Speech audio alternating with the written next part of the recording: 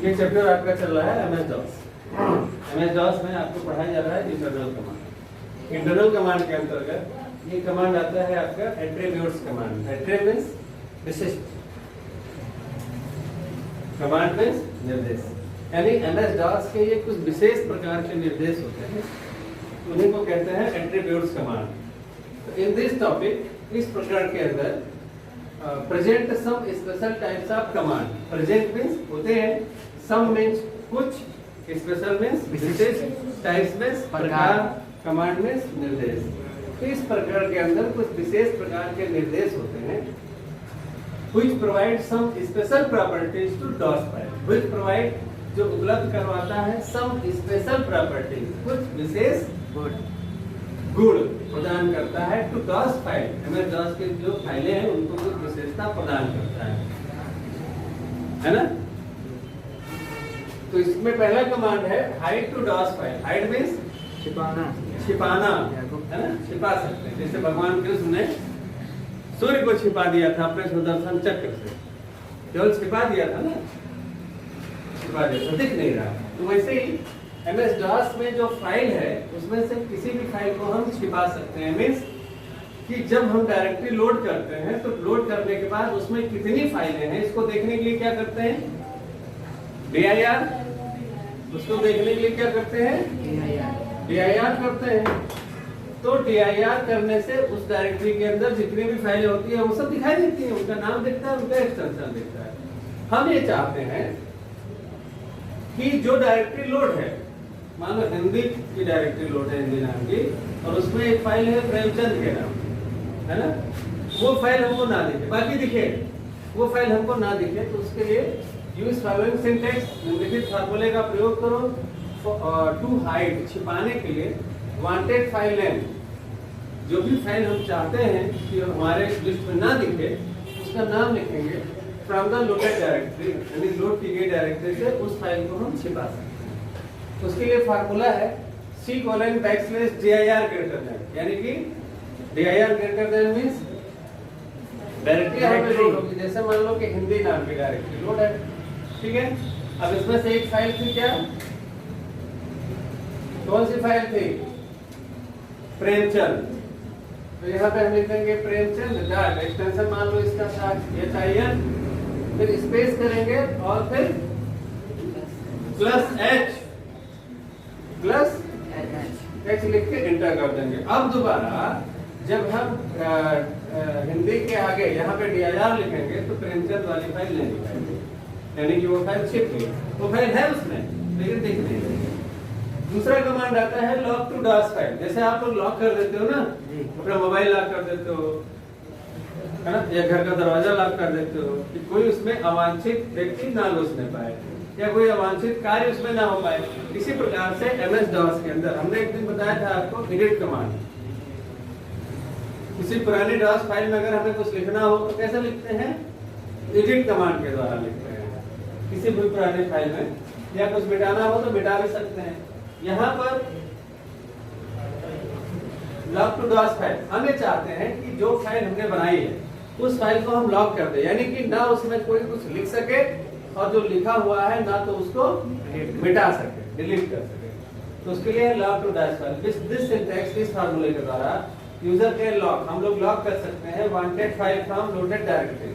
Loaded directory की जिस भी फाइल को हम लॉक करना चाहें उस फाइल को लॉक कर सकते हैं विथ ये पासवर्ड, एक पासवर्ड के द्वारा। जैसे आप लोग मोबाइल को पासवर्ड से लॉक करते हो वैसे ही पासवर्ड के द्वारा। तो उसके लिए फार्मूला है C:\dir greater than @ old file name, old DOS file name dot extension space plus R।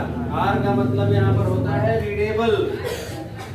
Readable जैसे एक डायरेक्टरी हमने लोड किया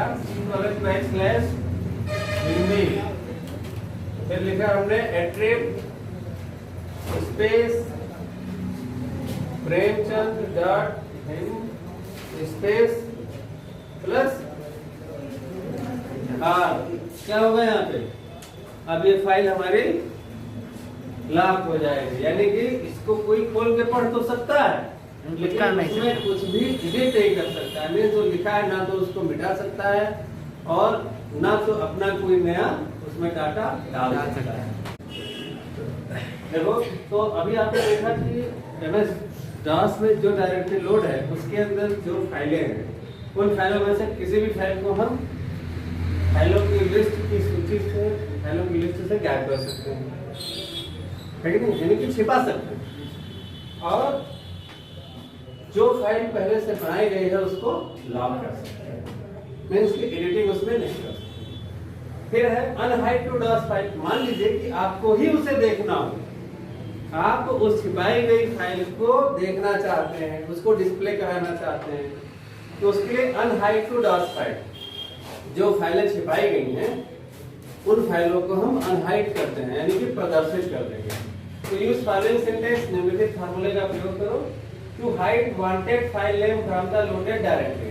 जो डायरेक्टरी लोड है उस डायरेक्टरी के अंदर जितनी भी फाइलें हैं, जितनी भी फाइलें छिपाई गई हैं, उसमें से किसी भी छिपाई गई फाइल को हम क्या कर सकते हैं? अनहाइड कर सकते हैं। नहीं समझ में आया? अनहाइड टू डॉस फाइल, जैसे जो डायरेक्टरी लोड है उस लोडेड डायरेक्टरी के अंदर कितनी फाइलें हैं इसको देखने के लिए हम क्या करते हैं? DIR, ठीक है। लेकिन उसमें से कुछ फाइलों को हमने छिपा दिया है, फाइल है लेकिन दिखाई दे नहीं, यानी सूर्य उगा हुआ था लेकिन भगवान कृष्ण ने उसको अपने चक्र से हाइड कर दिया। तो यहाँ पर भी हम उसको अनहाइड करना चाहते हैं, तो यूज फॉलोइंग सिंटेक्स, निम्नलिखित फार्मूले का यूज करो to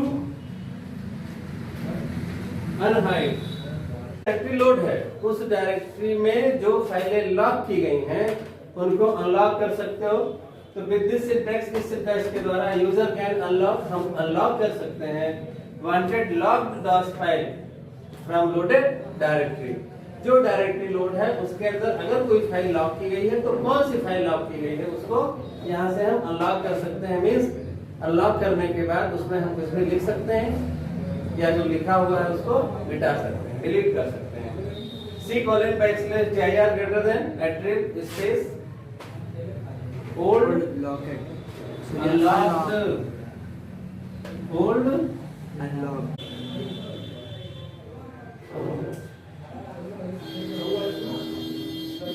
old locked DOS file है, जो लॉक है उसी को तो अनलॉक करोगे है। तो ओल्ड लॉक्ड डॉस फाइल है, जो फाइलें लॉक की गई हैं उसका नाम लिखेंगे डॉट, उसका एक्सटेंशन देके, और जहां +R था वहां पर -R कर देंगे।